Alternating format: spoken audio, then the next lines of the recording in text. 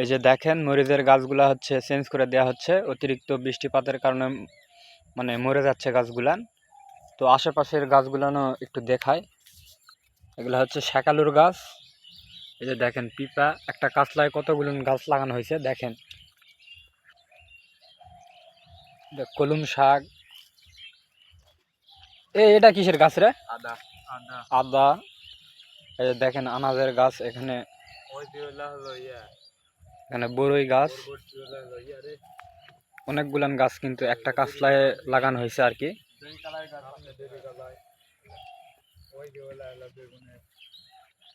দেখেন পিপার গাছ কতগুলান পিপা ধরছে।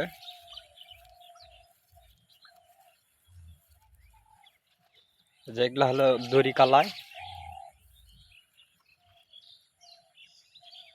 পুঁই শাক, ওই সাইডে হচ্ছে বেগুনের গাছ আছে, ওগুলা হচ্ছে বেগুনের গাছ।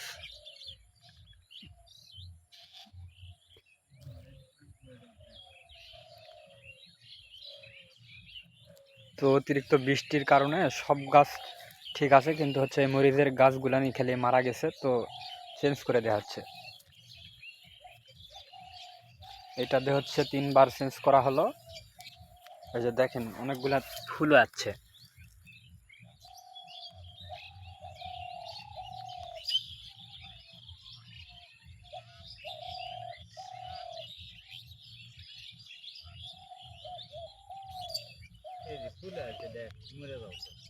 ফুল আসার পরেও হচ্ছে মরে যাচ্ছে গাছগুলা।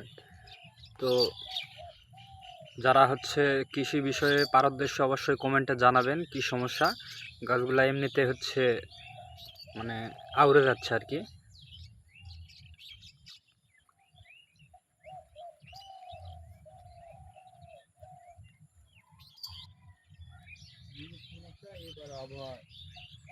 আসলে আবহাওয়ার একটু প্রবলেম এবারে হচ্ছে, অতিরিক্ত গরম গেছে, আবার অতিরিক্ত বৃষ্টি, মানে আবহাওয়াটা স্থির হচ্ছে না।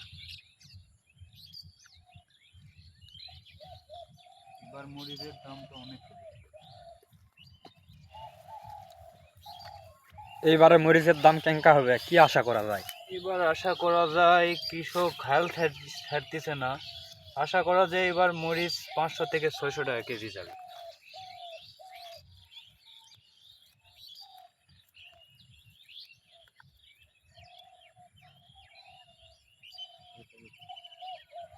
এই যে দেখেন এই গাছগুলার অবস্থা দেখেন, এটা মনে হচ্ছে ফার্স্ট টাইম এই গাছটা লাগানো হয়েছে, তো তোলে নাই।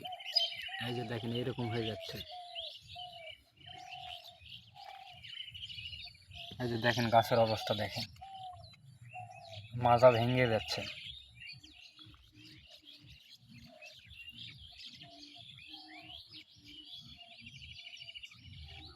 এটা মনে হচ্ছে অতিরিক্ত বৃষ্টির জন্য যে মাজা হচ্ছে পচে গেছে।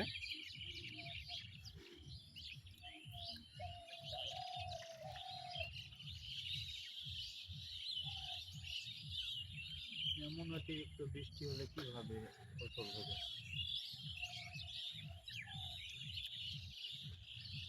তো অবশ্যই যারা হচ্ছে এসব বিষয়ে অভিজ্ঞতা আছে অবশ্যই কমেন্টে জানাবেন কি সমস্যা।